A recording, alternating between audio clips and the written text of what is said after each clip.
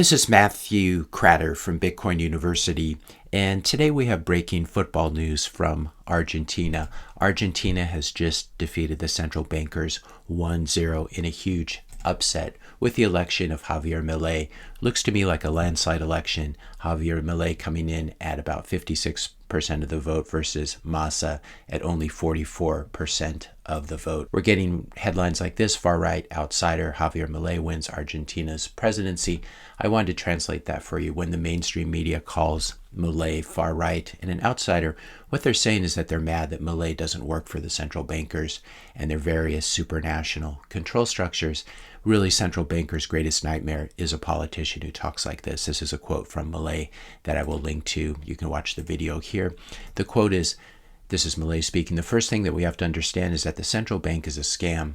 It is a mechanism by which politicians cheat the good people with an inflationary tax. What Bitcoin represents is the return of money to its original creator, the private sector. Bitcoin is the natural reaction against the central bank scammers." To be sure, this is not something that you normally hear from your politicians. And so this in itself, that a guy who talks this way has been elected, is quite amazing. Argentina used to be one of the wealthiest and most prosperous nations on earth until they embraced the political pseudoscience known as socialism. And with Milei's election, this offers hope to the Argentinian people. I think that they can escape the tyranny of bad policies and fiat Ponzi economics. Here's a note from a viewer who contacted me who lives in Argentina. "Yes, it's great news. We're thrilled. He and his team will be taking power on December 10th. The current government will use the remaining time to destroy as much as possible. Difficult times ahead. But freedom to use any currency you wish is one of the primary promises from Milei. It would really stabilize the country if we could use something other than the peso." And I think this is hinting towards what comes next.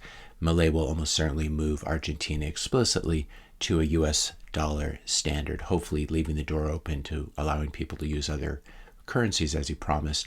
But this dollarization direction is really the direction that Argentina has been moving for some time, as residents already prefer to transact and store their savings in US dollars over Argentine pesos.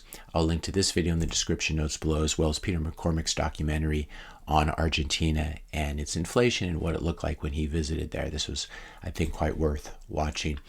What's amazing about Milei is he really is the first president of a country that I'm aware of who is an Austrian economist, in other words, a real economist, and also an anarcho-capitalist / libertarian. And I don't want to go into the fine differences between those, but I think he can qualify as both of them.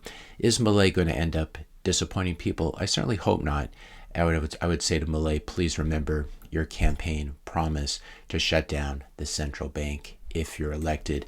I love this video, which I think I played on this channel before, of Milei beating the central bank piñata to death. So hopefully he will do this in a less metaphorical manner in the coming weeks and months. This was the same central bank that banned financial institutions from offering Bitcoin and allowing the people an exit from the melting ice cube, which is the Argentinian peso. Political leaders are not going to save you or me. That being said, give me someone like Milei any day over another socialist grifter. And I think Argentina might just get lucky.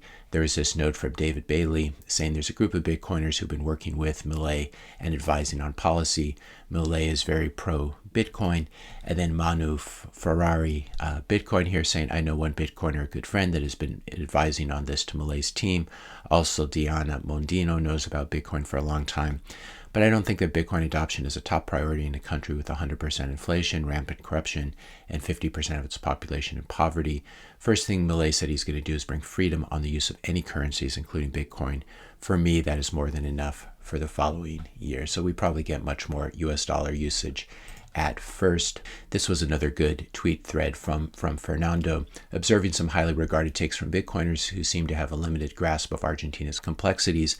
Milei's victory isn't just political, it's about a narrative of freedom, open commerce, and defending private property, winning today against the socialists.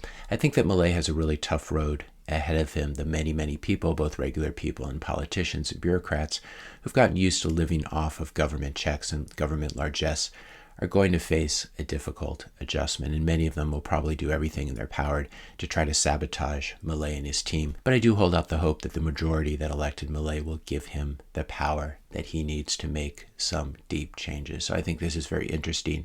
And what we're seeing again is the rise here of another Bitcoin, or at least Bitcoin-friendly politician, as we've seen in El Salvador and as we've seen in the U.S. presidential election. This was unthinkable even 4 years ago, politicians running on a Bitcoin, or at least freedom of currency, anti-central bank platform. This is a very, very new thing, and I'm quite hopeful as a result of it. If you're from Argentina, though, I'd love to hear what you think in the comment section below and what it really looks like on the ground in Argentina. If you enjoyed this video, be sure to hit that subscribe and like buttons. Hit the notification bell if you want to be notified when I publish my next video. And let me know your questions and comments in the comment section below. Thanks a lot for watching, and I'll see you in the next video.